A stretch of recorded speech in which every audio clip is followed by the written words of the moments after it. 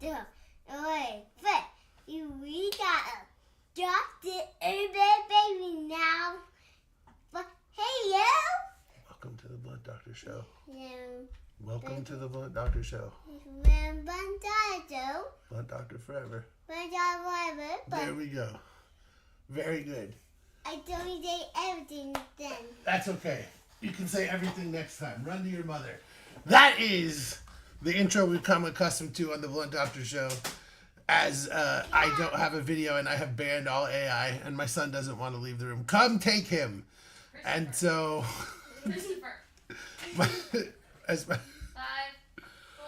oh, see, this is what happens when you let 4-year-olds participate in things. They don't listen. And, as much as we want to believe that we can train our children to be the perfect podcast openers, they just don't know what they're doing. I'm going to be honest. Here's the part normally, as we know, where I would go into a little speech, soliloquy, whatever, about what's going on, what's wrong in the world. But at this point, everyone fucking sees it. Everyone knows what we're beyond we're through the looking glass. We're on to the other side. Everything's insanity at this point. So I'm not even gonna bother, because even the Republicans can no longer handle this dude. Mitch McConnell's dead and no one's even talking about it. Like just honest to God, I can't even stand the shit anymore. We live in the most ridiculous society, in the weirdest time in history, in the dumbest country, in the dumbest timeline, full of the dumbest people who say and believe the dumbest things, and I am mentally drained at having to deal with it. Give money to Gaza if you have it, I'll say that. And with that, let's bring in the one person who can bring us to another topic and help us escape from the reality of the world. Who could it be? Finally, the bee has come back to the Blunt Doctor Show. What up, everybody? You already know what it is. The Brandon Andrew, a.k.a. The B, a.k.a. Uncle B, a.k.a. your favorite troll. You already know what it is. How y'all doing out there? Uncle B is my favorite one, because that's what my son calls you. So those are still that's still what I think is the funniest one. The world is in chaos, but so is the NBA world. It's honestly, this has been a pretty nutty set of transactions to start this whole, free agency at this point is pretty much dead, aside from LeBron, obviously. There's still a few things out there. Jalen Duren's still out there, all that kind of stuff. Let's start at the beginning then. Yeah, what was the first thing that got announced? We've got literally, I think the first really big one was Julius Randle being traded, and subsequently LaMelo Ball being traded to the Timberwolves. What do you? Let's just start right there. I don't know if that was the first one, but that was the first really major domino of that whole thing. How do you feel about that? LaMelo Ball and Ant playing together. Good move for the Wolves. Bad move for the Wolves. They sent out Naz Reid. They traded away Julius Randle as well. They got to rebuild the big rotation, but it's definitely interesting. What do you think? Well, I believe it was either 2 or 3 years ago. My prediction was that by 2020, or not 2020, by 2028, that either LaMelo or Anthony Edwards would be playing on a LA team, whether it was the Lakers or the Clippers. I predicted that was going to be the next big move to try and boost the hype in the NBA market, as they constantly like to shove it down their throat that, this is a dying brand, or the league's dying. I thought that would be the next big move, but that didn't work out, clearly, because now they're teammates in Minnesota now. So that was interesting. I think both benefit in a way. Well, hopefully not off the field or off the court, because both of them are kind of questionable decision makers off the court.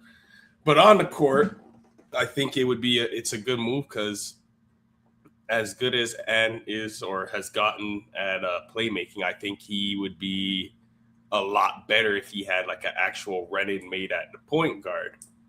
And with LaMelo, I mean, you're going from Brandon Miller to Anthony Edwards. That's an upgrade, if you ask me. That's definitely an upgrade for sure. I mean, Miller's a nice player, but he's not in the universe of Anthony. He's Edwards. not there yet. Yeah. I think there's no question about that. Yeah, so yeah, I like it. The fact that they got rid of Randall now, it's like there's a big gap where ultimately what Cat was for them a couple years ago. And then he also got rid of Nostradamus. Yeah. I mean, that's the biggest thing for me about this is that they're kind of doing what the Suns did in that they're just like continuing to chase big talent. Now, obviously, LaMelo Ball is much younger. It's a better, I'm not trying to like say they did the Brad Beal thing. It's obviously a much better trade. I'm just saying that in terms of salary and roster resources, they have sort of put everything into 3 players. And it's going to be really difficult to fill out the roster around them without having to rely on like minimum salary dudes. That would be the one thing that I would worry about if I was them. I think the fit is very interesting. The most interesting thing to me is that this is very clearly for LaMelo. It's like, this is not your team. This is Anthony Edwards' team, and you are now here to support Anthony Edwards. So everything that you do needs to be in support of Anthony Edwards. So the flying around, jacking up 40-footers and all this shit, that stuff needs to end. And there is some level of, I'm interested to see, like, how does he handle being in an organization where for the first time in his life, probably, he's not the guy, he's not the franchise player because he's been coached by his dad and all this shit, dating back to as a kid. To be fair, when he was playing with his brothers, he wasn't the guy back then either. So. Sure, but I mean, he was also the next one. Even when Lonzo got drafted, there were a lot of people who were like, "Yeah, but LaMelo is actually going to be the one who's better." A lot of people said that, and who knows how that would have turned out because Lonzo's never been healthy enough to. Well, I've always believed that usually the youngest brother has all the advantages. The 2 older bros, or however many brothers, because they get to.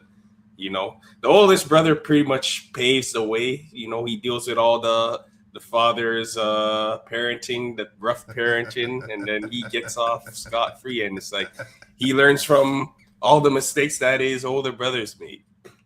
Yeah. That's not just the Ball family. I thought that helped out even a guy like Drake May too, because like he comes from a family of athletes. So I'm pretty sure he's the youngest of all of them, and he's the only one in the league. So yeah, and I mean, Michael Jordan, his older brother, was the one who, because Michael loved baseball, but he sucked at it, as we know, and he had this ability in basketball, and if his older brother hadn't played basketball, and I think hadn't sort of challenged him, Michael Jordan might have been just a fucking single A player, and we never would have known.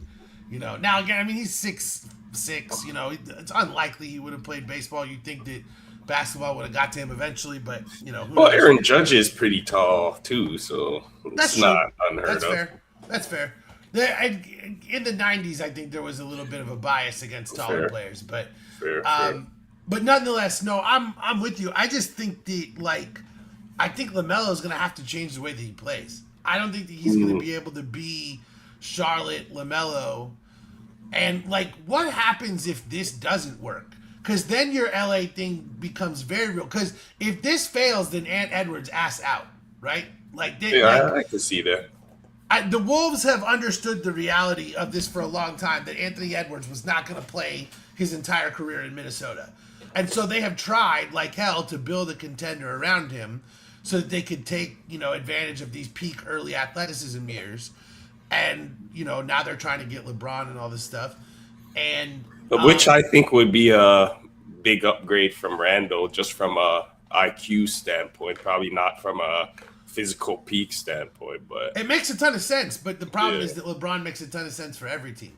So it's just, the fact that we can say that though is kind of crazy, don't you think? At this stage of his career, it's fucking insane that a 41-year-old is still, and half the league is still waiting on him. Gonna be 42 in December too, by the way. Crazy. Only Brady. Only Brady has ever been anything like this. Yeah, yeah, it's crazy. Like, what? I might as well get my hot take out right now. I feel like Let's do it. my hot take is LeBron is string us along, and he's just gonna retire, like closer to the season, or like probably next month. He's just gonna be like, "Yeah, I'm done." Really? You really think that? That's my hot take. Woo! That's I my mean, hot take. that is a hot take. I will If he give wasn't gonna do the retirement tour with LA, I don't think he's gonna do it anywhere else. I'm getting my lights going behind me. We're dancing at the hot take with the LED lights because that shit's crazy. I mean, why wouldn't he do it in Cleveland? Why wouldn't you do the I retirement think tour that in ship Cleveland? is. I feel like that ship sailed with Cleveland, man. Why? Ah, It makes perfect sense right now. Cleveland needs a wing. They need a forward. I mean, that's true, but it's like, do we really want to go through this rodeo again? yes. I mean, I don't understand why you wouldn't. I don't. This is not the conversation I expected to have with you on this topic.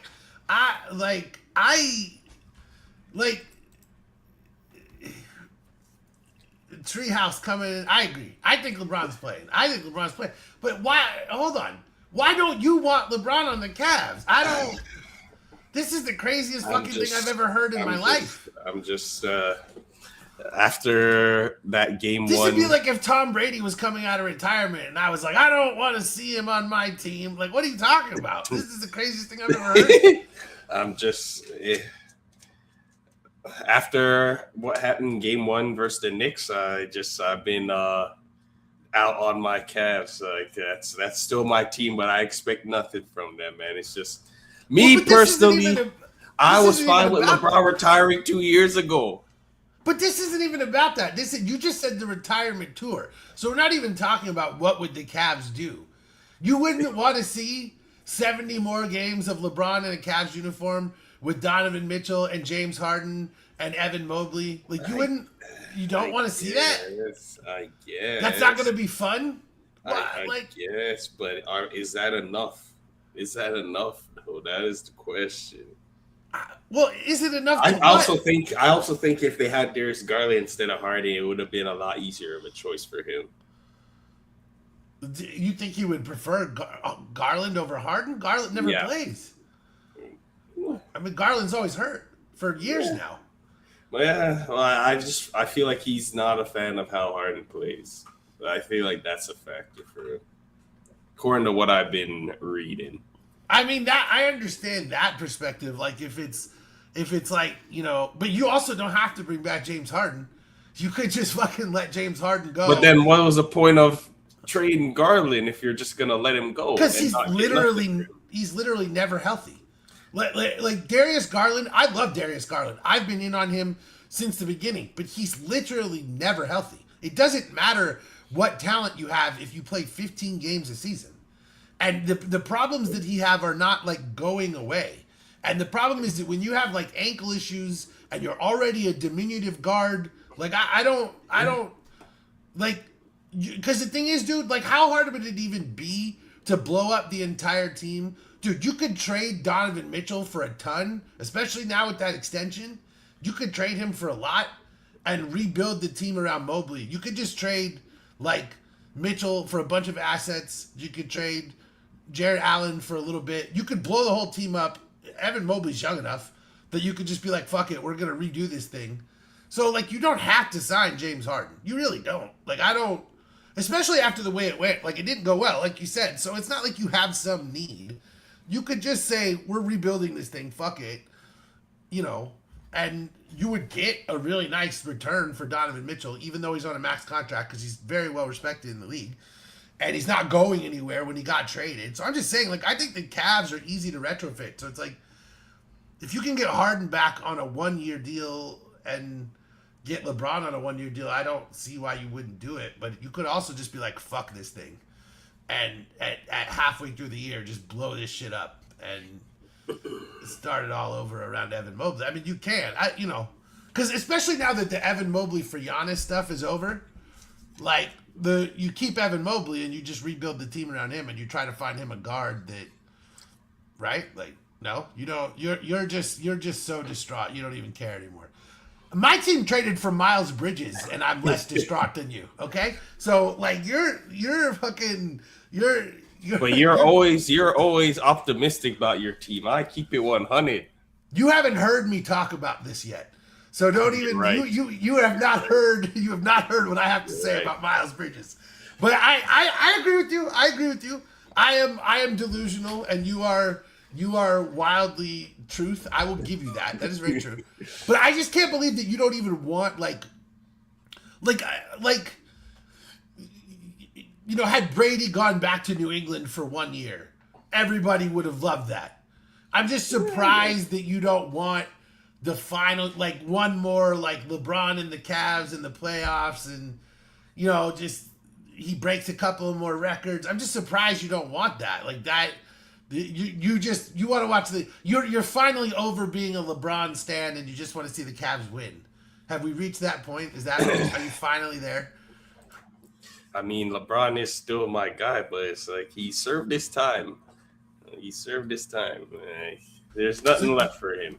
There's you want nothing him to retire. There's nothing that people who don't consider him the GOAT, or there's nothing he could do for people who don't consider him the GOAT to be like, he's the GOAT now.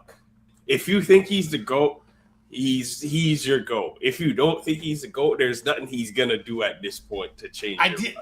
I disagree with that, and I'll give you one scenario. Okay. If he led the Phoenix Suns to a championship, I would promote him above Michael Jordan. If you came into Phoenix, the disaster that we are as an organization, and led us to the promised land, broken especially as we after are, KD left. especially after KD. Yep. Yep. I'd be all over. I would make arguments. I would get in the face of Jordan fans. I would be like, I've always thought LeBron was better. I would totally change everything about what I say. Oh yeah, that'd be about it. I agree with you. There's really not much. I mean, save for like winning the MVP at age 42, that might, but that's not going to happen. Like obviously. Yeah. I mean, I don't know. Like I just think if he's gonna play. And Rich Paul said he might even play next year. Not this upcoming year, but the following year. Like Rich Paul said, we're not confirming that this is LeBron's final year. And I'm just like, hell yeah, man. Like, there's something I don't 25 understand. seasons? Well, and here's the thing, dude. Why not? Like, the other thing that I don't understand is, like, why not, like, sit out a season until, like, February, until the deadline, choose a team that's a competitor there, and then just play down the stretch. Like, you've earned, like you said, he's earned his stripes. Just go be a super sub. Like, can you imagine if he just came off the bench? Yeah, for like 20 minutes, just come in and be LeBron James. Because if he didn't have to play 35 minutes, he could do so much more in the time that he was on the court. But the ego won't allow these guys to do that. He has to still be, starting, and but I'm just saying, like, I wish these dudes could go the Vince Carter route of accepting a role, because LeBron would then be like, can you imagine LeBron as a sixth man? Even right now, the way that he would devastate secondary units would be hysterical. Like even now. And so again, the ego will never allow it. But his issue is he's still too good to just settle for one of those lesser roles. It's also true. Like he's still, like, someone put his old man years stats together, basically his Lakers years stats. Yeah. And they're like better than SGA's stats. They're better than so many. Like, it's crazy how, and again, the defense is part of it. His defense is falling off, but it's not because he can't play defense. It's because he can't exert himself at both ends. In the way that, do it on both sides. He still has it in spurts, but he's never going to be the two-way force that he was. But again, he's 41 years old. I get it. It's like, I get what you're saying, but it's also like when you love the game this much, it's like, what, you only have so many chances to play. I understand just playing until you can't anymore. Like, yeah, but it's like, Do you really want people to have that memory of you just stinking it up in your last game? But like, I mean, that's not what happened to Kobe. Kobe was pretty terrible for the last couple years, and then his last game was pretty good. You know, I mean, like that game was fun. Like, I mean, it wasn't. I don't know how hard the Jazz tried, but I mean, They mailed you know, it in. We I mean, seen it. They were I mean, fans watching it happen before their very eyes. I mean, it wasn't. I mean, they weren't like double and triple teaming him, so they certainly Oh weren't yeah. trying that hard, you know. But I mean, yeah, I don't know. It Everyone still knew was they were fun. looking for Kobe, and they just let him single coverage them up the entire game. So I mean, he still hit all the shots, and they were still hard shots. So it's even though he like, took 50 of them, but yeah. I mean, it's not, the greatest walk off in history, but it's like, how do you when like you'd almost have to leave in the middle of your prime to do that, like. Tom True. Brady needs to retire after like the fucking Falcons Super Bowl or something, like just to know that you're still there, like until at that point people were like, what does he have to prove? Well, he went to the NFC and won a Super I Bowl mean, there. That's I it. wouldn't have been mad if he retired after that Falcon Super Bowl, though. To be quite honest with you, because I mean- at that point I had considered him the GOAT. So I mean, I'd already thought that forever, so I just wanted him to keep going. I just wanted to see what he could do, and that's pretty much what he did. we're getting off track, but it's the fact that I remember when we lost that what was it, the 2012 to the Giants. I remember the narratives going around was that he'll never be better than Montana. So Yeah. it was pretty interesting to see how things turned around in like the next 3 to 4 years after that. Yeah, he has 2 fucking careers. He literally, if you can do his 20s, his 30s, and his 40s, and he's better than a lot of those dudes. Yeah. Let's go. Okay, so we talked about LeBron. We talked about the whole LaMelo thing. Obviously, the biggest one. Let's do the biggest one. Giannis. Oh, I was shocked that it ended up being Miami because I thought that there was a lot of other teams who could have given up a little bit more than what Miami was offering, but I wasn't shocked that it was Miami just because we knew for years that Miami had been positioning for him. mhm. We knew They've been that positioning for everybody. Yeah, no, it's true. But very specifically, they made moves not to piss off Bam Adebayo because he shares an agent with Giannis. Like, they did a lot of things to make sure that should Giannis ever become available, they were a place he would want to go. And I agree. I think that other teams could have given up more. I just think it's a question of, you mentioned it when I said to you the thing about, would you trade Evan Mobley for him? It's just he's banged up.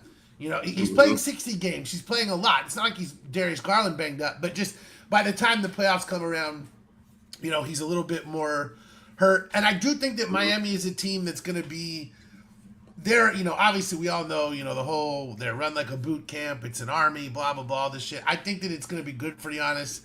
I think that they'll play the right way. The one thing for me, who the fuck is going to shoot the ball? You don't have Norm Powell. You don't have Tyler Hero.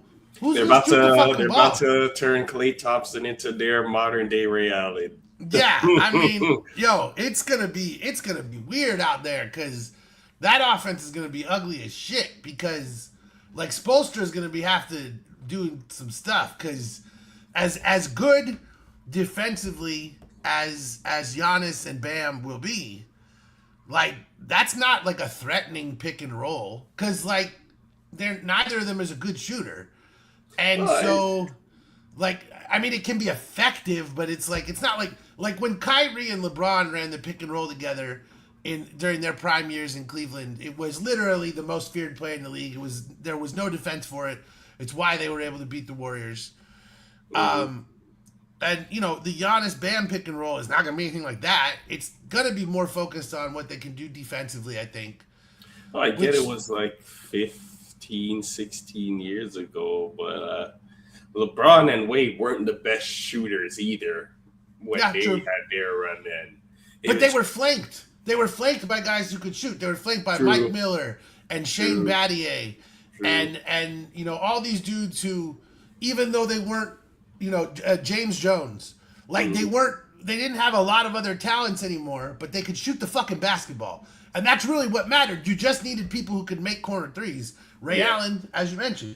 And so I do, and maybe Miami will be able to do that again. They're like, look, we're just going to go find anyone who can shoot a basketball. Like you said, Klay Thompson. Like, I've seen Mike Conley mentioned, just like anybody who can physically stand there and still shoot a three and shoot 37%, we're going to put him on the Miami Heat roster and give him a go. And, Spoelstra's creative as fuck. He'll figure out some things. Over the next couple of years, they'll add players, but it's like Giannis is 31. Their window to do this is like the next it's the next 3 to 4 years. So, they got to figure that shit out. I don't know that they're ever going to be able to find enough shooting to make this work, because you lost Hero, you lost Jaquez, you lost Powell. It's like, what are you going to do? How are you going to? They're not going to have any space on offense. And if this was the 90s, this team would be, at the top of everyone's list. But I do wonder, like, how are they going to create any sort of space? Because you're just going to be able to sink in and not let Giannis and Bam get to the rim. Like, and that's another one that people have mentioned. LeBron going back to Miami. That makes sense. Because he would be their point guard. Because who the fuck's going to be their point guard now? Davion Mitchell? But he's not the best shooter, though. No, but he would be a point guard. Like, LeBron running pick and roll with Giannis and Bam would make a lot more fucking sense. True. And it's true. He's not that great of a shooter either, but I'm saying he could actually handle the ball and pass. Yeah. It might be too much of a load for LeBron, honestly. It might be. I kind of like the Philly thing for LeBron, to be completely honest with you, like, as like the best actual fit for him. Well, I mean, you look at the team now. What did you think about the Jaylen Brown thing, first of all? I saw it coming just from the way he was moving with his streams after the series ended, where they blew a 3-1 lead, by the way. Like, what did we ever talk about how you felt about him saying this was his best or his favorite season yet? No. Listen, Jaylen Brown knows exactly what he's saying. He is a very intelligent guy. Like, the thing about Jaylen Brown is, this dude graduated from Cal Berkeley. I believe he graduated like he finished his degree. He doesn't have an agent. He's negotiated his own contracts. Like, Jaylen Brown is not a regular dude. He's a very intelligent guy. Well, they're saying that he acts like he's the smartest person in every room. He definitely does. Rubs people the wrong way. I think that that's part of it, because you are right, but I also think that he always knows what he's saying. So when he says stuff like, it's the greatest year of my career, he knows exactly what he's saying. I got to handle the ball more than ever this year. I got to be the guy. I love that. He's being honest when he says that. And I agree with you. I do think that he has a bit of he does have an ego, because, he felt like it was going to be his team, and then Tatum came along, and that completely changed, what the future was going to be for them. And, but it's like, you got the finals MVP, dog. Like, I don't know what his anger is. But, you know what, though? If he wasn't left off Team USA, I don't even think this happens. I think that if he had been on Team USA, I think all of this changes. But I think the fact that he won MVP in the finals and then didn't get Team USA, and Derek White did, and Jason Tatum did. Yeah. I think that was just the final straw for him. He was like, I'm never going to get the recognition I deserve playing next to this guy. Which, again, he won finals MVP and he's mad about recognition. I don't know what to say to that. But as far as coming from a mile away, I agree with you. I think we all knew about that. Specifically, how do you feel about the trade with Philly, about the return, about the fit, all of that? I liked it. I like Philly now. I think they should be a top 3 team in the East now. I'd like to believe, because now You don't have to have Joel Embiid be your best player on a night-to-night basis. And I think Maxey will benefit from this. I think VJ Edgecombe could benefit from this. Yes. I did see they got an Anthony Simon, so I'm interested to see if who they start between Edgecombe and Simon. I don't think there's any chance that Simon starts. I think he knows he's coming off the bench. Mm. I think that deal was what I mean. It's $6 million. I don't think there's any way he thinks he's starting. True. Which is fine. Dude, his skill set is best suited to cooking secondary units anyway. True. I think for Philadelphia, it's an amazing move. You gave up a player that you didn't want, and then you gave up first round picks that are now going to be garbage picks because again, your lineup is going to be Maxey, Edgecombe, Jaylen Brown, and then again potentially LeBron, maybe not, and then Joel Embiid. And like you said, Embiid now is a luxury instead of the necessity that you lean on, and that's a much better role for him to be playing at this point as well. And so. Yeah. I really do think the LeBron fit would be perfect. I think he should play there. If I was LeBron, I would go to Philly because, again, Maxey, Edgecombe, Brown, LeBron, and Embiid. You've got 5 guys there who are capable of being your best player on any given night. Yeah. Edgecombe, he's still up and coming. LeBron obviously fading out, but the point is that any one of those dudes might score 30 and hit the game-winning shot. You've got 5 dudes who can do that. Anthony Simons, nice bench depth. The thing for me, dude, when they traded Jared McCain to the Thunder, and they're like, "Oh, we sold high," and it's just like you're not trying to win. You're not trying to win if you do stuff like that. And I think that now they're finally trying to win. And now that they've gotten rid of Daryl Morey, who again, Daryl Morey doesn't care about basketball. He cares about asset accumulation. Let's see. The thing is, let's say they don't make that trade. I feel like if they were to do this Jaylen Brown trade, they would have to include McCain in that deal, probably. But then they probably could have kept one of their first round picks. That'd be fine.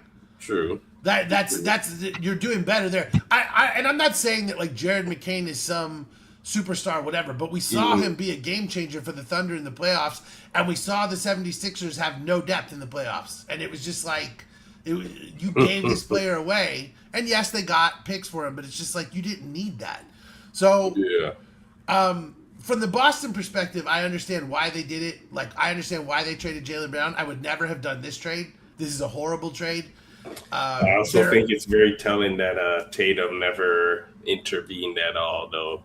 Yeah, no, I think Tatum was fine with it. I just think that they could have done better. I think that there had to be a better offer out there somewhere. This is a horrible trade.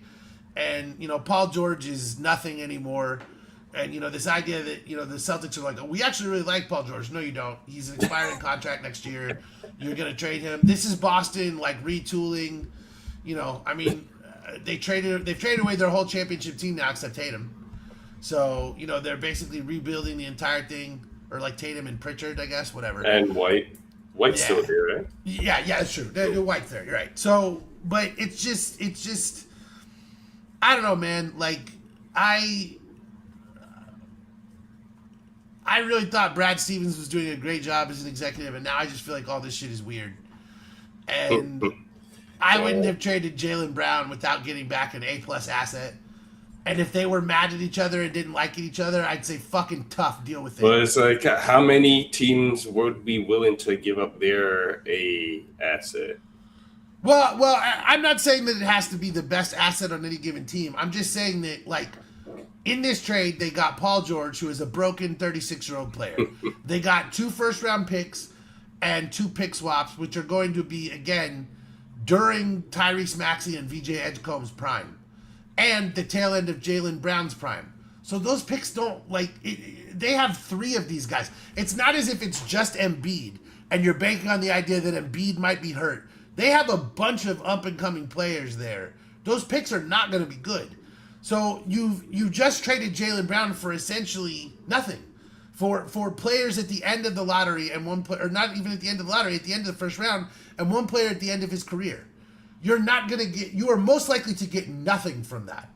Like, that's the thing to me is that, like, you need a scenario in which, like, something can go your way And this is just like, there had to be somewhere out there.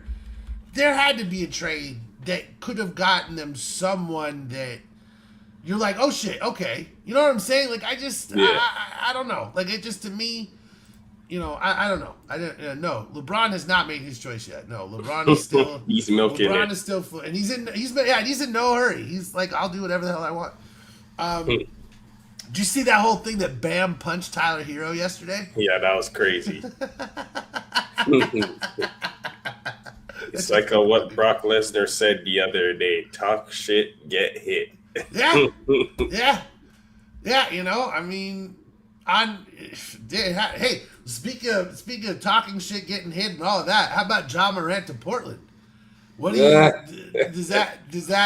I was puzzled by that one because, like, doesn't Shaden Sharp kind of have a similar play style to him in that aspect? Yeah, I think they're off Shaden Sharp. I think they're off believing that he can be a star. And you got Scoot as well. And you got Dame. Yeah. So a lot of guards. So I thought someone was getting moved. And supposedly they're gonna start Ja and Dame. And so it's like I don't understand. Dame is coming off an Achilles injury. Yeah. And their owner seems like an idiot, but I mean, he also owns the Carolina Hurricanes, and they just won the Stanley Cup. So I mean, I don't know. Like, maybe he knows what he's doing as an owner, or maybe that's just the work of the GM. I truly don't know. But I think all of these moves are stupid. Like the Robert Williams move. Why are you doing that? Like, you just drafted Yang Hansen, you just drafted Donovan Clingan, so now you're paying your third center. It's like you said, their asset allocation is strange. They have like fucking 4 guys that could be point guards. They have 3 guys that could be centers. And Drew Holiday's there too, no? Yeah, Drew Holiday's there too. It's like, they need to. Get Danny some proper help. Yeah. They need someone who understands roster construction. Because, dude, this was the thing that always happened when Ryan McDonough was the Suns GM. Is like, he would go win a trade. And we're like, yeah, he won the trade. But it would never build a team that was a cohesive unit. Yeah. And that's the thing. So many of these GMs can win a trade, but they can't build a fucking team. Yeah. And that's what it seems like going on to me in Portland. And honestly, dude, like, I just think Ja Morant's a fucking clown. I think he's a joke. It's crazy when you consider, like, all the players that they were drafting in, like, that late 2000s, early 2010s. And, like, you had Roy who couldn't stay healthy. You had Oden who couldn't stay healthy.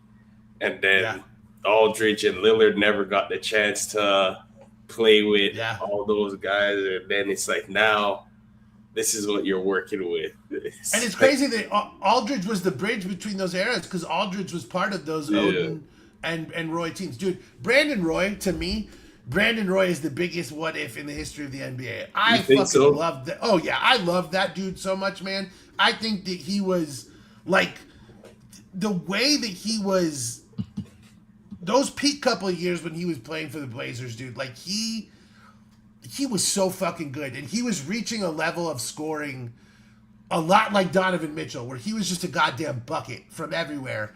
And I really think if his knees had not just fallen apart, that he would have been like a Hall of Famer. Like T-Mac is probably the biggest what if. Like, because T-Mac is... I don't consider T-Mac a what if, man.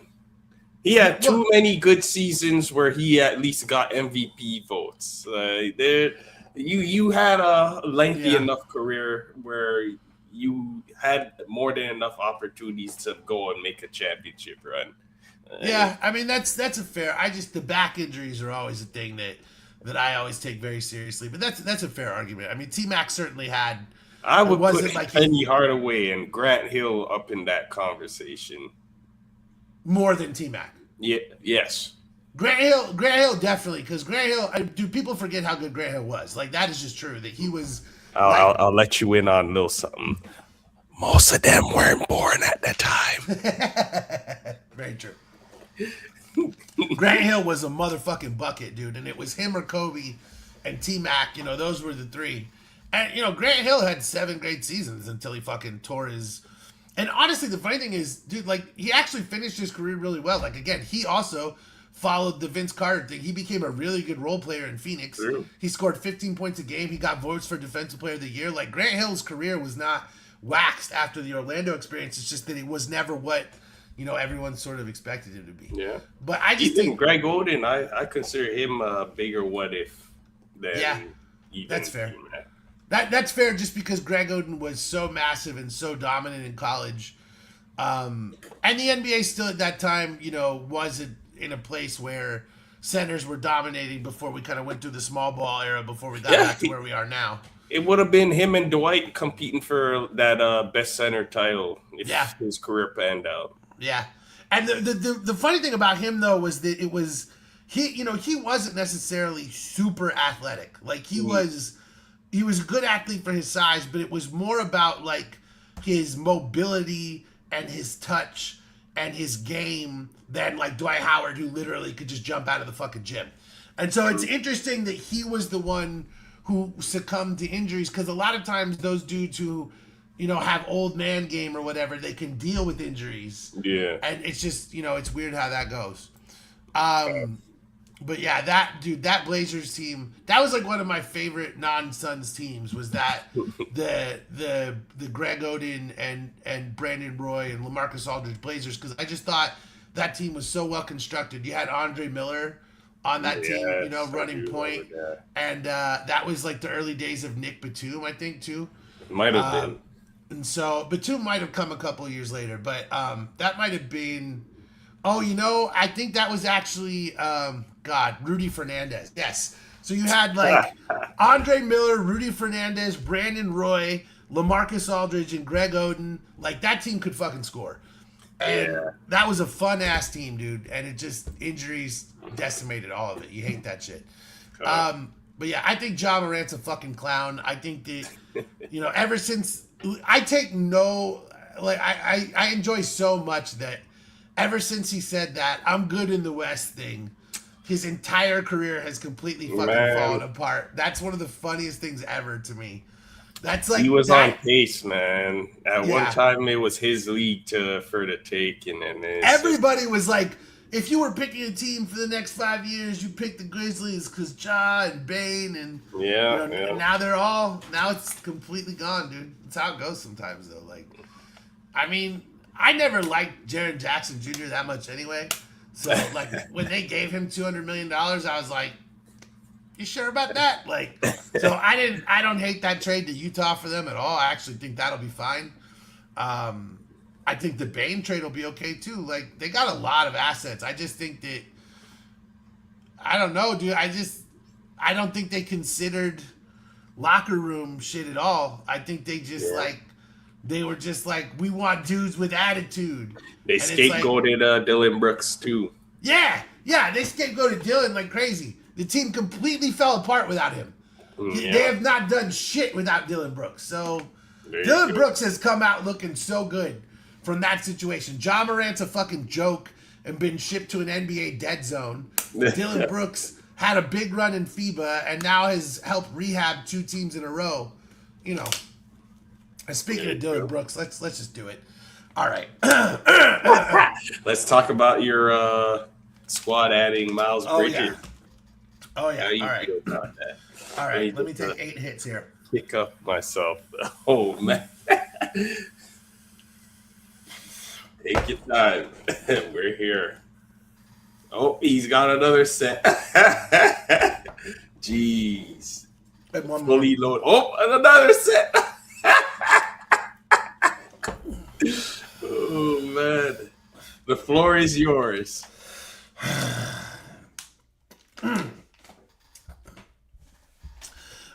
The Phoenix Suns were for, very long time known as the most successful team in the history of the NBA that had never won a championship. That was kind of the moniker, that this is a really good team. They win a lot of games, but they don't know how to win the big one. That's kind of what the thing of the Suns was.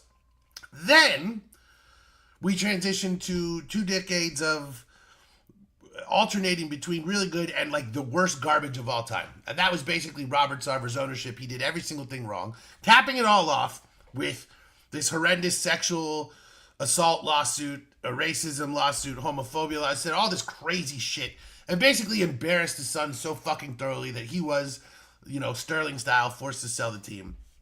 And the Suns went through a bunch of bullshit, rebounded, and of course then made some of the worst trades in history, totally tanked the team, took Brad Beal, all this shit, just made a ton of mistakes, new owner syndrome.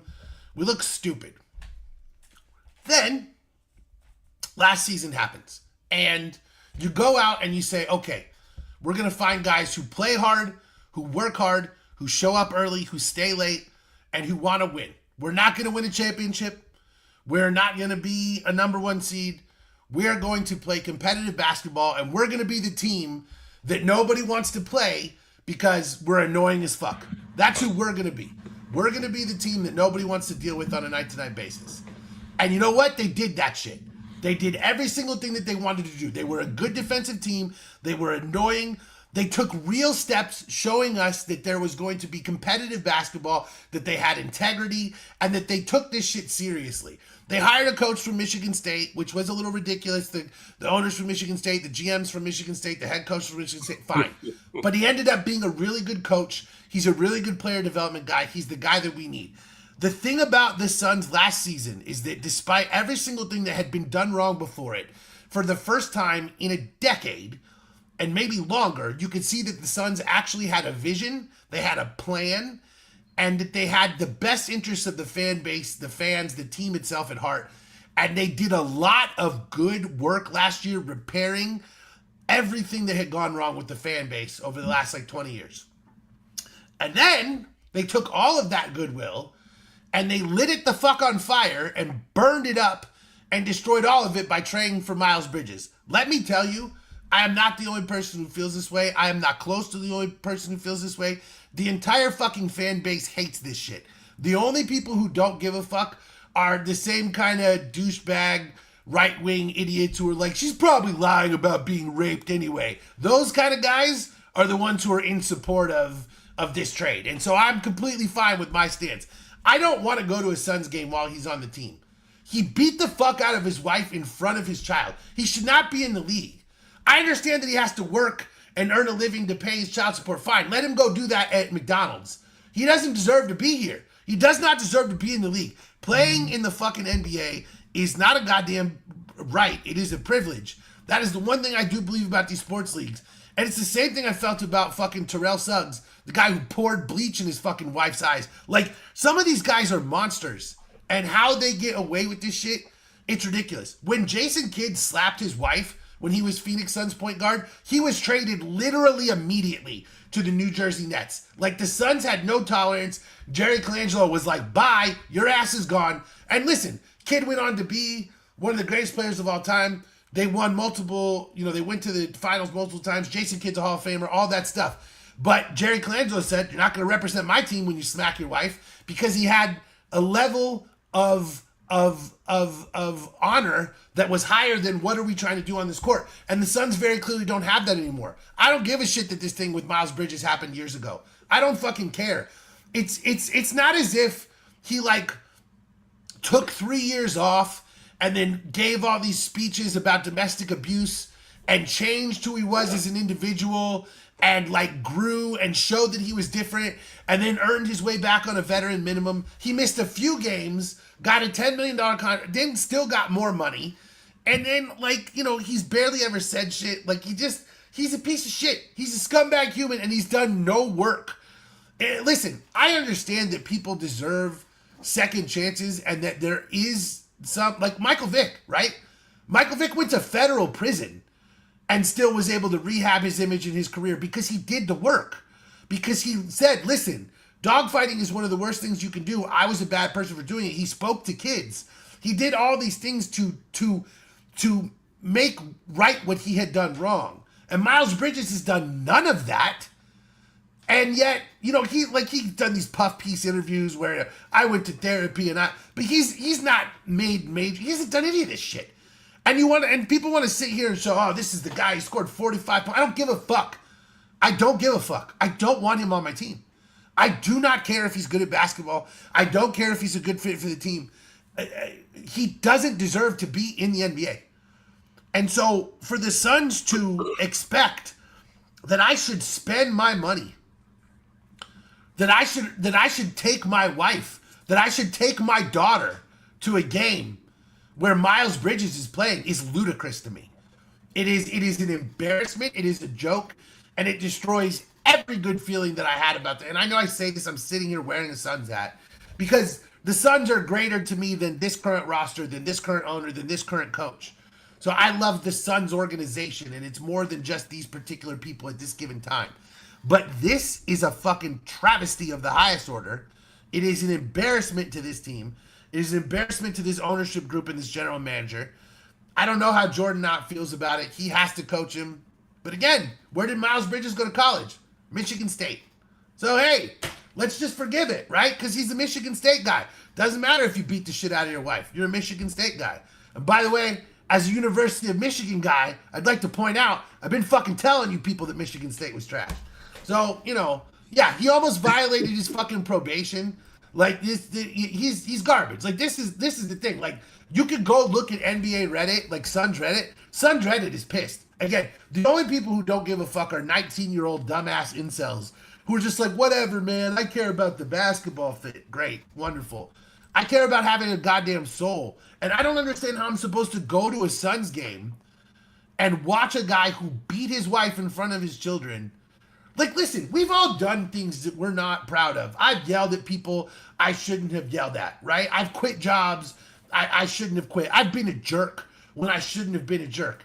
And yet somehow, despite all of those things, I've never beaten the shit out of my wife in front of my kids. So maybe, just maybe, Miles Bridges isn't a regular guy who made a mistake. Maybe, just maybe, Miles Bridges didn't go too far one day. Maybe he's a psychotic, inhuman piece of garbage who does not deserve to be in this league. And it is embarrassing and disgusting to me that the Phoenix Suns as an organization have such little self-respect for themselves, their fans, and everyone else that they would even allow this guy to be on the roster. If they had waived him immediately as part of like an expiring contract thing, then I wouldn't give a fuck. If it was just like, whatever, we're paying this dude to go away, I wouldn't make an issue about it. But he's going to be on the roster. I'm supposed to go to games with my kids and watch this guy play. Get the fuck out of here. That shit's never going to happen.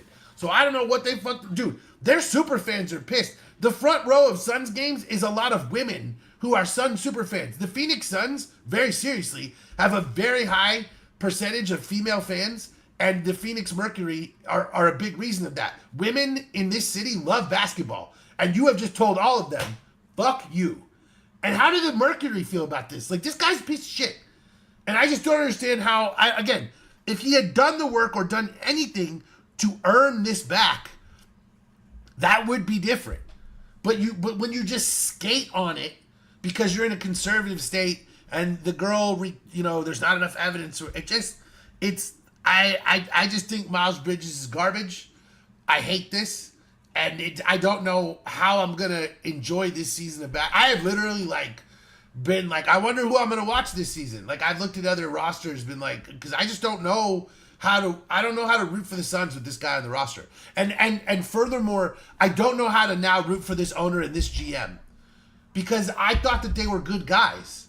We have the $2 menu and all this stuff for people. We have done all these things that are good for the fans. But apparently, that doesn't matter when you can put the ball in the bucket.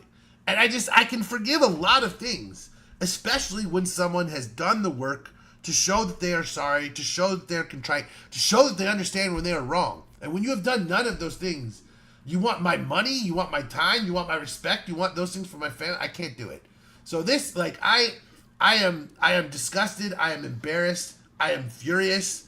I'm not going to spend my money on this team. And I just don't know where to go from here, because all the goodwill they had with me, every single thing I felt, now I feel none of it. And I don't know what it will take for me to feel that way again. And I'm disappointed because I know my son's going to want to go to games, and I don't know what I'm going to do about that. And I guess sometimes you have to separate my son wants to go to a game, I'm going to take him to the game, but I'm not going to ruin his life because, whatever. But it's just like, I wish I didn't even have to make those choices. But that's where we are. So that's how I feel about it. And yeah, I fucking hate it. So, I would just like to say that it's crazy how you bring up Michigan State like that when I'd be using them in my college football dynasty mode. And Michigan University is my biggest op, so you gotta love it. Yet another way we're rivals. I love it. I do love it. That's nothing could be more perfect. How do you feel about the Donovan Mitchell extension, by the way? I didn't even ask you about the Cats. Are you happy? Yeah, I know he's happy because I don't think he would have made that money anywhere else. So, maybe Miami. I think Miami would be the kind of team. Maybe. Possibly, but it's like there's nothing else out there for us right now. Like us, unless we're just gonna be building up assets and, like you said, building around Mobley. But it's like this team wants to compete, and outside of, if we were to try and, do like a De'Aaron Fox or a Dylan Harper to send him to the Spurs type of thing, like there's nothing really else out there that would be a replacement for him if they're still trying to compete. Yeah. And the thing for me, the reason I like the deal is, like I said, I don't think that it burns you if halfway through the season things aren't working. I think the fact that he's under and again, I know it's a lot of money, but it's like there's a lot of max players, and I think the league respects Donovan Mitchell, and so I think you could still get a really good trade return for him because no one would be renting him. That's the thing, is that in a situation where a team was going to be potentially renting him for 1 year, they wouldn't want to give up anything for him. But this contract covers his prime, and so he's going to be through the end of the first couple years of his like 34 or whatever. But to me, that means that, you're basically getting his best years on this deal. So if you acquire it, I don't think you're upset about that. If you're competing for a championship, I think that Donovan Mitchell is still a good final piece. And so I think for the Cavs, this gives them optionality. Because again, if you bring Harden and you get LeBron, then this season is it doesn't matter what happens. It's all about the LeBron show. And then you just, you retool after the season. You figure it out from there. If LeBron doesn't come, then again, I would just literally I probably wouldn't sign Harden. I would just let him leave. I know they're going to, but I'm just saying I would let him walk. And then I would just let the team play as they are. And then if someone was interested in Donovan Mitchell, I would trade. I would just reset this thing if I was the Cavs. I'm with you. It's not quite happening. And I just still think there's time to rebuild this thing around Evan Mobley. And I don't think that, I don't think that's a bad idea. Like, if I was a Cavs fan, I wouldn't be angry about that. I'd more be angry at what we had done in the playoffs, as you are. But I think that a rebuild, I would be more okay. Because again, you don't have to sign James Harden. That's just not a necessary. I understand why. I'm just saying you don't have to do it, Yeah. It's just tough. I'm looking. A couple of years ago, what was it, 2022? It looked like Garland was about to be the next up point guard, and now these are the conversations we're having about him. I've said this before, and I stand by it. My first evaluation of Darius Garland when he came into the NBA, it's on record. I did a podcast, and I said, this guy looks like Steve Nash to me. The way he plays reminds me of Steve Nash, and I think that Garland is going to be really fucking good. And the year after that, he averaged 21 points and was an all-star. And I was like, hell yeah, vindicated. And then now he's been injured. I love Garland. It's just the injury stuff. Do you what do you think about the Jalen Duren thing? Do you who gives a shit? Or the Pistons should try to find a trade partner, or if they're just gonna match it? Who cares? I'm just curious if you have any thoughts. I feel like he should have just took what they gave him and then came back next year and prove it or something like that.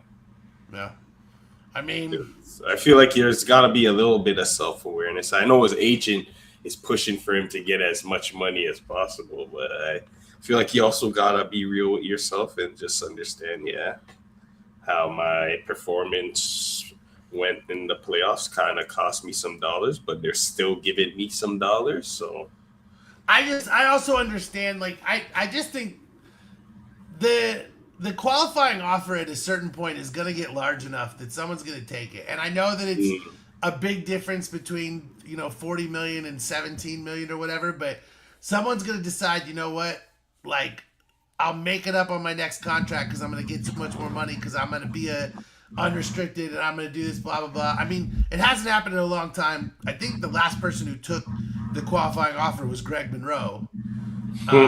Holy, that's a name I haven't heard in a while. Yeah, Monroe took it from the Pistons and then signed with the Cavs, or excuse me, the Bucks the next year. I believe is what happened because they couldn't.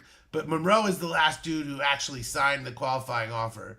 So he turned down basically like $15 million a year for 4 years to sign a deal that was worth like $6 million for 1 year. So he cost himself like $9 million in a year, but then he signed like a 3-year, $60 million deal the next offseason or something. So it ended up working out for him, but in a lot of cases, like, you lose too much money that first year to make it up. So guys never do it. But if you end up in a bad situation for the next 4 years, it's like, I don't know. Do you have any feelings about the Lakers building the whitest team of all time? Don't care. LeBron's not there anymore. I just think that Lakers fans who are like, we're gonna win a championship. It's like, no, you're not. Like, it's Austin Reeves, Luka, Jake LaRavia, Walker Kessler, Sandro Maximushelli, whatever. I know you hate Luka, but as long as he's performing well, they'll always have a chance. But I just don't think they can hang with the likes of Spurs. They have a chance in the Hitler Youth League, not in this one. Like, they're not gonna come on. Well, everyone outside of those two teams I named, they've got a puncher's chance. I mean, I wouldn't take them over Minnesota. I wouldn't take them over, obviously, the Spurs or the Thunder. Mm-hmm. So that's 3 right there. Who else? I don't think I would take them over. I don't think I would take them over the Nuggets or the Rockets, assuming those teams were healthy. Nuggets or I don't know, man. Yeah. Assuming that those teams are healthy, yes. What did the Nuggets do this offseason? Well, okay, I'm a big time believer in Aaron Gordon. So if the idea is that Aaron Gordon is not healthy, I understand. No, I get that. He's not been healthy in 2 years. I understand that. I'm with you on that. I'm just saying that I think that he and Jokic are so fucking good together that I think that Jamal Murray and Jokic are, to me, that is a more formidable group than Luka. In 2027 at the time? All right. Yeah, I mean, maybe not for longer. You're right, but why are we assuming that Walker Kessler is going to be healthy? He just missed an entire season. Fair point. So this idea that Walker Kessler is definitely going to be healthy is also questionable. He just literally missed a whole year. So I don't see.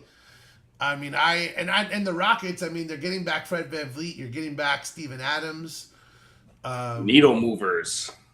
Yeah, I mean, I think so. Especially Steven Adams is their entire fucking offensive rebounding game. They had no point guard at all last year. Now that's going to take a lot off of Amen Thompson, allow him to play off the ball a little bit more. Hopefully, for them, KD doesn't have to play 38 minutes a game. Like, I think that I'm just not a big believer in this Lakers team. Number one, because I think that Luka and Austin Reeves are the same player. And I don't think that I think your turn, my turn can work. I just don't think that those dudes have like really complementary skills. Like neither of them are that athletic. They're both decent shooters. They're both great ball handlers and great passers. I don't know.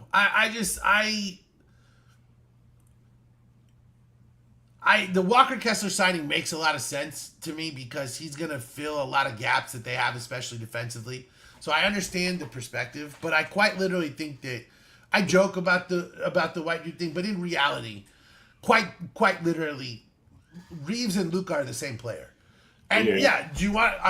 Of course, we want to have two Luka Doncic's. I understand that concept, but it's like if you have two guys who can't defend a paper bag, and you have to cover for both of them, it starts to become a problem. And because neither of them, like, what does Luka do off the ball? He stands there, and if Reeves does the same thing, it just starts to become, and maybe there are certain playoff matchups where it works well because of their ability to win in isolation. But I just think, like, if I'm building a team today, the way that the Thunder and the Spurs and the Knicks all built their teams, where I have multiple defensive menaces all over the place at all times, I just think is the smarter way to construct a team. And I think the Lakers are building a team for like 2015. And I just don't think that we're in that era. So I'm being a hater maybe, but I just think that the Lakers and Luka will continue to be what he's mostly always been. It's like there's a lot of excitement. They'll win a bunch of games, and then in the playoffs, he'll yell at refs and won't play defense, and they'll lose. I just don't think much of It's not my problem no more. LeBron's not there. I don't care. That's the honest to God truth. You gave us your power bat take already when you said that you think that LeBron will retire, but I think that was much more of a I hope LeBron will retire than I think LeBron will retire. I'll give you one. I actually think the Knicks are going to repeat. I think that the Eastern Conference is still such a jumbled mess. I think that there are not that many teams that provide them with a real legitimate threat. I think that Philly will. If LeBron goes to Philly, that's another thing. Forgot to talk about the Raptors too, and that Kawhi trade being put on hold. Yeah, we should. Yeah, let's talk about that real quick. But I will say this: I think the Knicks. I just think that the Eastern Conference is a mess, and I think the Knicks are primed to take advantage of that again. They've got more chemistry than ever. They've got a chance to, be the first team to repeat in quite a while. I just think that there's a lot going in their favor. And, it's going to be, I think it'll be the same kind of thing. It's going to be the Knicks, the Thunder, and the Spurs. I think next year might look a little similar. But I really just think this Knicks team, they're good. And I just don't see a reason that they can't do this again. Like, losing Mitchell Robinson hurts, but they did some nice work replacing him. I think that Andre Drummond gives you quite a bit. He doesn't give you the same level of defense, but he gives you a really good level of rebounding. And, at times, Mitchell Robinson couldn't even be on the court for them. So, it's going to be interesting to see. Drummond can shoot a little bit, so. Yeah, now that Drummond is actually, that's the crazy thing is, if Drummond could get his free throws up a little bit, he would be more useful than Mitchell Robinson. But, yeah. So, yeah, the Kawhi thing. That trade being on hold until the punishment indicates that Kawhi did something, right? That indicates that they found a smoking gun that Kawhi did something wrong. Don't you think? I think so. Because it wouldn't matter if they were just going to punish the Clippers for this situation. Unless I guess somehow the Clippers are going to lose assets. But the thing is, they're gaining assets from the Raptors, so that wouldn't matter. They would just take those away. But the fact that they paused that trade makes me believe that they found proof that Kawhi Leonard knew he was receiving money to circumvent the salary cap. That's what that makes me feel. And that would make me think that he might be suspended for an entire season. Crazy. Which would, I think, then just nix the entire trade. Crazy. Do you foresee something like that, or do you think it'll just be much ado about nothing? I agree. There must be something there if they holding it up now. Is just is he gonna be taking the fall for this, or is there gonna be something falling on the Clippers too? I think it's gonna be all of them, and I just think that because there was the whole thing. The part of it is because remember the Hornets traded Terry Rozier to the Heat. Yeah. While the NBA knew that he was under investigation, and so the Heat were pissed about that because they were like, "How could you allow this trade when you're investigating the player? You should have told us that." and the NBA is like, well, whatever. And so I do think they're trying to avoid that this time, like, because they don't want the trade to go through, and then Kawhi gets suspended for the season, and the Raptors are like, what the fuck? We just traded for this dude. But that's what I'm saying. Like, if the NBA was like, well, there's nothing that's going to happen to Kawhi, they would just let the trade go through. But if there's potential that he could be punished, then because of this Terry Rozier situation, I can understand why they would say, well, we're going to hold on a minute. So that's what makes me think that Kawhi, that there's an actual smoking gun that they found that Kawhi did something wrong. That they know that not just Ballmer, but that Kawhi did it. Because I just think that if they weren't going to punish Kawhi for this, there's no reason to hold up this trade. Because if they've been investigating this for almost a fucking year. If they were not going to punish Kawhi Leonard, there's no reason not to do this. The Clippers get stuff back. Maybe they lose some of it. It is what it is. But if there's potential that Kawhi Leonard faces a suspension, then you got to hold the trade up. And I do think that's what's going on. And the other thing is, dude, like, I kind of like this trade for the Raptors. And if it doesn't happen, the Raptors like got to kind of and an Eastern Conference that again is kind of a mess. And the question becomes, what the hell do the Raptors do for the next few years? Because this was a big play for them. You know, they were about to give him the extension.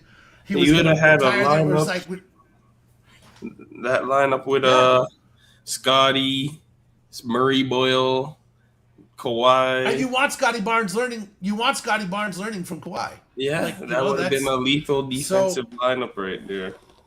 Yes. Yeah, especially like you said with Murray Boyle's really coming along. And so, I don't know. That shit's crazy. But that's just my opinion, is that the fact that they did it, and I agree. Like, he should be punished and the Clippers should be punished. I actually agree with that. Like, if he knew, like, he literally took a job he was never going to do. And he got paid $28 million to do nothing. Like, come on, that's sham bullshit. Like, I think he should be punished. So, but yeah, I think that we're gonna see that Kawhi is. So those are my power bat takes. Is that Kawhi is suspended for an extended period of time, and that the Knicks win the championship again next year, and we have to live in hell of But the thing is like, listen. Mamdani is doing such good things in New York City that I'm okay with this version, because they're like fixing the Marvel universe of this world that we're in right now. Who are they beating? I think I think that the Thunder are gonna get there next year, because I think that nobody's afraid of Wembanyama now. I think that the Knicks showed that you just take it to that guy. Yeah. And he's got to figure out a way to deal with that. And I don't know what the answer is going to be, but I think you get in his head, you push him around, and I think you take it to him, and I think he folds a little bit, and I think the Knicks showed that. And I think the Thunder, I like the way they've retrofitted their team. I like some of the moves that they made. I think they'll be in position to do that. And I mean, we know that SGA is going to be good. We know that. Man cut his hair. It's a new era. We just really, honestly, dude, the thing about OKC is, can Chet Holmgren actually show up? Can he do something against? That was the difference in that Game 7 for keeping it 100. Yeah. There you go. Suns will win because we won't be watching. That's true. Yeah. The Suns will go 82-0 and win the championship because we'll be protesting. I've thought about just going to the games protesting, but it's a long ass way to not even go watch some basketball. So, oh well, what are you gonna do? It's gonna be an interesting season. Now we go into the dead period, but at least we still got a couple more FIFA games to hold us for a little. That's true. There's still this World Cup has been. Although that U.S. Belgium game was. So like, what a joke, man. They literally like. The way that Belgium was able to live in the U.S. like box, like it was crazy. It was fucking horrible, dude. Yeah. Trump ruined it for us as always. Trump ruined everything. There's no more North American representation left. Yeah. Well, hey, it's more fun that way anyway. The world doesn't need the U.S. Oh, winning they'd be everything. obnoxious with it. Well, especially, I was so happy when we won the gold medal in hockey, and then they all went and celebrated with a bunch of Trump people, and I was like, all right, well, if this is how it's going to be, I don't even want us to win anything. So I'm fine. Let some actual progressive nation win. I don't even know who the hell is left. I know I saw Belgium lost today to Spain. So I was watching that while I was waiting France for my is car to still be in. approved. Argentina's still in. I would like to see Argentina win, just because it would be crazy if Messi was still able at his age to win another World Cup. Like that would be Messi, the only one I mess with. Argentina's full of racists. So that's a good point. That's a good point. That's a pretty good point. F them. Messi's the only one we show love for. That's fair. Yeah, that's there's a whole lot of former Nazis. There you That's go. a good point. That's true. It's just fun to watch Messi play. What can I say? Yeah. The last World Cup was pretty dope though when it was Argentina versus France and Messi and Kylian Mbappe were the two best players and they were teammates at Paris Saint-Germain that time. Now that was pretty dope. And then Kylian Mbappe left and now Messi plays for Inter Miami, which is fucking hilarious. Pour one out for Neymar and Ronaldo as well. They said this is their last World Cup. Yeah. Poor Ronaldo. He'll have to go back to Abu Dhabi and make $100 million to play bad soccer in the Al Shabaab Pro League or whatever the hell. That was pretty terrible. I shouldn't have said that. It's just Treehouse in here. Yeah. There's three people. They'll kill.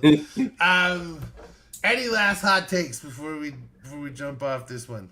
I got nothing for you. Well, we're heading into football training camp, so maybe there'll be some interesting shit that happens. Hearing the rumblings that Aaron Donald might come out of retirement. We've been canceled officially. Oh, damn. Dude, I hope Aaron Donald does come out of retirement. I know that he hasn't played in a couple years, but it would be dope if on pass rushing downs you got Aaron Donald and Myles Garrett playing together. Like, come on, nuts. we gotta see that. That'd be nuts. Even just a few plays a game. I think game reps is the only thing stopping Donald from having an elite season, just because he hasn't played in a while. Yeah, I could see the first 2-3 weeks wouldn't be much. And then maybe down the stretch, he kind of starts to look like Aaron Donald again. You know, I could really see that. Because I mean, look, Eric Weddle came out of retirement to play safety for the Rams. I know, but that's position. Eric Weddle. He's not no Aaron Donald. Yeah, different position, all that stuff for sure. But he had been retired for 4 years, and he still came out of retirement and wore the green dot on a team he'd never played for. True. And they won the Super Bowl. So, I mean, I think that Aaron Donald can certainly still be a valuable role player, especially because Aaron Donald was still an all-pro when he went out. He just wanted to retire at the top of his game, which he did.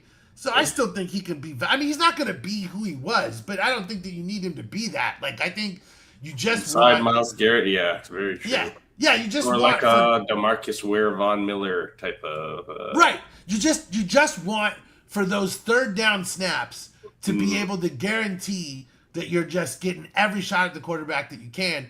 And I think for him that'd be enough too, because he doesn't want to play 70 snaps. Like he can't do that anymore. So I think it's a great idea. I think it would be awesome. I think it would be fun. I mean, as a Bucs fan, I hate it just from the perspective of that happening in the NFC, but you know, the Bucs got a lot of our own shit to figure out anyway. So give Baker an extension, goddammit. I'm so tired of this shit. Anyway. Didn't he get paid? I swear he got paid the other day. Did they do that? I swear he got paid the other day. Did I miss? Maybe I missed it. You might have missed it. I swear he got paid. No. Report. Buccaneers not close to a new Baker Mayfield deal. So I must have imagined that. Baker Mayfield sets new contract deadline, and it's coming up fast. How recent was that? I just fucking want them to pay. Like, just why are we doing this? Like, what? He's been awesome. I get it. He's not the greatest The Bake quarterback. Show. Who cares? Let's just do it. Big Show, when he's healthy and right, he was doing crazy things at the start of the season last year. Yeah, and the team fucking was completely injured down the stretch too. It wasn't only him. Like everyone put it on him, and it was like, dude, he was hurt. Ecubon was hurt. Fucking Williams, everybody's hurt. So shout out to Levante David. my boy, we'll miss him. That's hell of a career. We're gonna miss Levante David on the defense. We're gonna miss Mike on the offense. It's gonna be a weird year of Bucks without two Bucks legends. It's gonna be a I'm fucking sad weird that Devin White never panned out. I thought he was gonna take the reins from Levante, and That was, dude, Levante outlasted him. That's a weird ass story, man. That was Devin White ended up being the Mark Sanchez, and Levante David ended up being Tom Brady. So that's how it goes sometimes. Devin White's a weird motherfucker, dude. I don't even know. He's not even in the league at this point, I think. So Man was riding his horse too much. Yep. You know, listen, you enjoy, dude. To not even be able to get a contract off that Super Bowl run, like he never got a deal. Like he never got a big money in the league. It's crazy. His biggest issue, he wasn't a good coverage linebacker. I mean, he was great in this. He was great in the Super Bowl year. He couldn't do it for fuck all after that. Like he couldn't in the Super Bowl year. He was a great coverage linebacker, and then the next 3 years he was garbage. I don't know, man. But I appreciate you coming on. Yes, sir. Yes, sir. Appreciate we'll do you it again having soon. me. Yes, Hopefully sir. we don't have scheduling conflicts. We'll make it work. For sure. Appreciate Talk it, bro. soon. Appreciate Yes, you. sir.